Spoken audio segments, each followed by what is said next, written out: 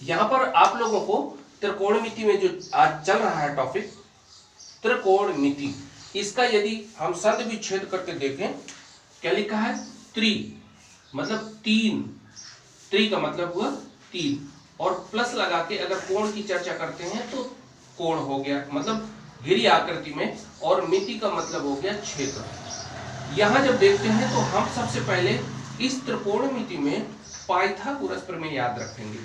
क्या याद रखेंगे? पाइथागोरस प्रमेय। और अगर पाइथागोरस प्रमेय देखा तो सबसे पहले आपको तीन भुजाएं मिलेंगी, एक लंब, कर्ण और आधार। ये पाइथागोरस सिद्धांत के अंतर्गत ये आप लोगों को याद रखना है। कर्ण का स्क्वायर बराबर लंब का स्क्वायर प्लस आधार का स्क्वायर। अब यहां देखेंगे, जब इसको हिंदी में लिखो अथवा इसको एबीसी में दर्शा दो, क्या लिखेंगे? AC का स्क्वायर। AC का मतलब है कि यहां पर क्या हुआ? कर्ण। और BC का यहां मतलब निकला है आधार, और AB का मतलब हो गया लंब। अब हम इतना समीकरण एक तो लिख दिया। इसको कहते हैं, इसके अंतर्गत जब चलेंगे तो लंब लाल बटा कक्का। जब यहां देखेंगे तो साइन का क्या मिल रहा है? साइन का मिलेगा लंब बटा कर्ण, कास का मिलेगा आधार बटा कर्ण, और tan का मिलेगा लंब बटे आधार। फिर इसको तुरंत विपरीत कर देना है। इसको पलटा के देखेंगे तो कौशिक थीटा बराबर कहेंगे कर्ण बटा लंब, सेक थीटा बराबर कहेंगे कर्ण बटा आधार, और कॉट थीटा बराबर कहेंगे आधार बटा लंब। ये देखिए 6 ठो निष्पत्तियों के अंतर्गत आपको यहीं पर जो ये समीकरण एक बनवाया था, इस समीकरण को आप लिखेंगे कि समीकरण एक में AC का दोनों ओर भाग देने पर, मतलब कहने का लेफ्ट में भी भाग देंगे, राइट में भी भाग देंगे। यदि लेफ्ट में भाग देते हैं तो देखिए AC स्क्वायर कट गया, बचा क्या आपका? BC बटा AC, और घात दोनों में लगी हुई है। फिर इसी तरह AB बटा AC, मतलब कहने का इसमें भी AC का भाग, इसमें भी AC का भाग। अब यहां पर जब देखा गया कि इससे इसे कट के एक आ गया, फिर BC बटा AC, अर्थात कहने का मतलब है यहां कास का आधार बटा कर्ण होता है, तो BC में लिखा हुआ आधार बटा और AC का क्या आ गया? कर्ण। फिर यहां पर लिखा AB बटा AC, लंब बटा कर्ण, तो लंब बटा कर्ण यहां से देखेंगे तो साइन का मान होता है, और यहां देखेंगे तो कॉस का मान होता है। अर्थात ये एक सर्वसमिका तैयार हो गई। ये क्या तैयार हो गई? सर्वसमिका। बोलिए, जैसे ही सर्वसमिका यहां पर लिखा गया तो ये पूरा पक्षांतर करके हम इधर रख दिया, ठीक। तो ये sine square theta plus cos square theta बराबर 1। फिर आपको इससे दो ठो और निकाला जा सकता है। साइन को बचाया, काश को पक्षांतर कर दिया, तो 1 माइनस कॉस थीटा। ये दूसरा समीकरण तैयार हो सकता है, या कह सकते हैं कि दूसरी सर्वसमिका है ये। तीसरे में देखते हैं कि एक बार क्या किया, साइन को इसी सर्वसमिका में, इसी में साइन को पलटा देना है, तो कॉस थीटा बराबर 1 माइनस साइन स्क्वायर थीटा। इससे हमको पता लगा कि ये 3 ठो प्राप्त हो गए। अब आपको करना क्या है, यही समीकरण उठा के आप BC का दोनों ओर भाग दिलवा दो।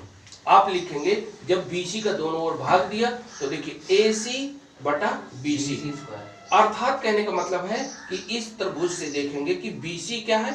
BC आधार है, और यहां पर जब आधार का इसमें लिखा भी जा सकता है, ये BC की जगह आप लिख सकते हैं आधार के स्क्वायर का दोनों ओर भाग देने पर। तो जैसे ही आधार से आधार कट गया, बचा क्या आपके पास? AC बटा BC। तो AC आप देख रहे हैं ये कर्ण है, कर्ण बटे आधार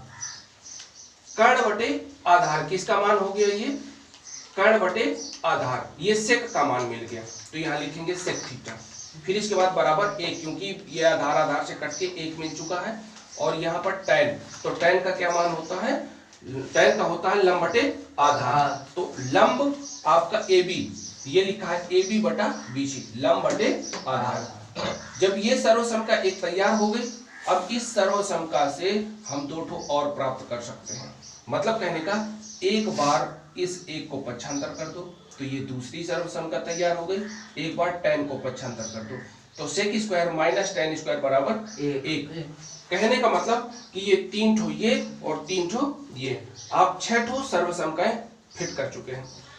इसी सर्वसम का जो समीकरण 1 लिखा था, इसी समीकरण में अभी हम क्या करेंगे, AB का दोनों ओर भाग दिलवा देंगे। और जैसे ही AB का भाग दिलवाया तो यहाँ लिखेंगे समीकरण 1 में AB स्क्वायर का दोनों ओर भाग देने पर। फिर इसके बाद जैसे ही भाग दिलवाया तो AC, क्योंकि AC पहले से लिखा था, AC बटा AB, मतलब कहने का दोनों ओर करना है तो इधर भी करोगे इधर भी करोगे। फिर इसके बाद BC स्क्वायर, तो AB का भाग दिलवाया, AB स्क्वायर बटा AB स्क्वायर, और AB से AB काट दिया तो बचा क्या तुम्हारे पास इधर 1, लेकिन ये BC बटा AB ये मान रखा और AC बटा AB ये भी मान रखा। यहाँ पर देखना है AC का मतलब है कर्ण से, कर्ण, और इसके बाद AB है तो AB का मतलब है लंब, अर्थात कहने का मतलब यहाँ लिख सकते थे लंब स्क्वायर का दोनों ओर भाग देने पर।